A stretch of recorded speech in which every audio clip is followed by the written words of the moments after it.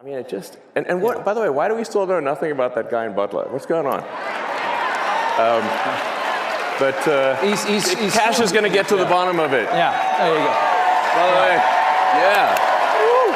Not so fast there, Leon. As the MAGA world begins to eat their own like cats and dogs in Springfield, today's breaking story is about Tucker Carlson's recent assertion that the FBI is being less than forthcoming regarding the details of the assassination attempt on Donald Trump just last year in Butler, PA. Kash Patel just vowed full disclosure on the Trump assassination attempt. Get ready for full transparency. FBI Director Kash Patel has vowed to reveal everything the agency knows about the assassination attempt on former President Donald Trump. Patel stressed the importance of public knowledge in this high-stakes investigation. This comes amid swirling conspiracy theories and unanswered questions. Okay, let's jump right into our excerpts from Tucker Carlson's most recent video, where he details the fishy smell of the FBI investigation into the assassination attempt on Donald Trump that has been dragging on now for all this time. On the other side of this, we'll have the official FBI response. In February 2025, the New York Post reported that, quote, the FBI has obstructed efforts to solve the mystery of why Thomas Matthew Crooks, who left no manifesto, did what he did. And this fact, said the Post, left local law enforcement as well as Crooks's former friends, classmates, and teachers frustrated. The level of lying and obstruction is shocking. Less than a month after the shooting, Congressman Clay Higgins of Louisiana, a former police officer, traveled to Butler to conduct his own investigation into what happened. When he arrived, he discovered a disturbing fact. The FBI released Crooks's body for cremation 10 days after July 13th. This wasn't known to the public until Higgins arrived in Butler on August 5th, when the coroner told the congressman, quote, he would never have released Crooks's body to the family for cremation or burial without specific permission from the FBI. The timing of Crooks's cremation is notable. The day Crooks's body was burned was also the day the House Homeland Security and Oversight Committees had begun their investigations into the shooting. The fact the body was cremated made it impossible for investigators outside the FBI to verify the coroner and autopsy report. You can't do a new tox screen because the body doesn't exist. According to Higgins, quote, this action by the FBI can only be described by any reasonable man as an obstruction to any following investigative effort. Another notable detail is that photos from the day after the shooting show an FBI agent hosing down the site where Crooks died.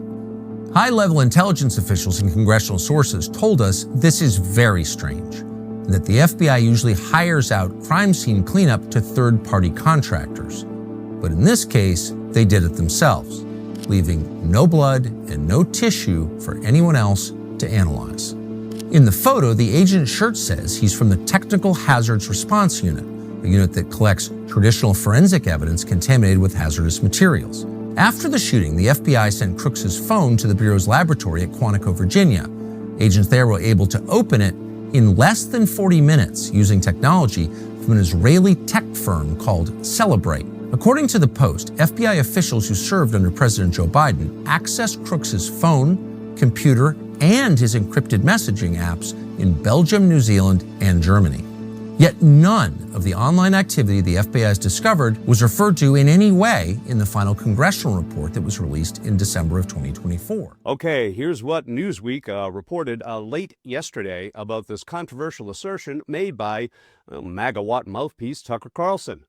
FBI responds to Tucker Carlson report on Trump shooter Thomas Crooks. The FBI has rejected conservative commentator Tucker Carlson's assertion that the agency lied about some of the facts surrounding President Donald Trump's would-be shooter Thomas Crooks. Specifically, about the nature of his online presence, Carlson claimed that the FBI had lied when it said that Crooks had no online footprint, promising on Thursday that he would reveal in his investigation posts Crook made online. The FBI Rapid Response account on X insisted the FBI has never said that Thomas Crooks had no online footprint, ever. Newsweek reached out to the FBI by email on Friday afternoon for comment. Carlson said he had reached out to the FBI, which asked if he had verified the accounts, a response Carlson said had confused him since the authenticity is self-evident. However, the FBI has seemingly drawn a distinction between the agency as it existed under President Joe Biden and under the second Trump administration. The account that replied to Carlson, FBI Rapid Response, was made in November 2025 with its first post on November 13th. The account has only 22,500 followers, which includes FBI Director Kash Patel and some prominent journalists such as CBS News senior White House reporter Jennifer Jacobs, indicating that the account may be new, but it is authentic. Okay, I'm no detective, but the case of Trump's assassination attempt is, to put it mildly, seemingly full of holes. But unlike Trump's miracle ear, those gaps, big gaps, huge gaps of information, they're not going to magically just go away one day.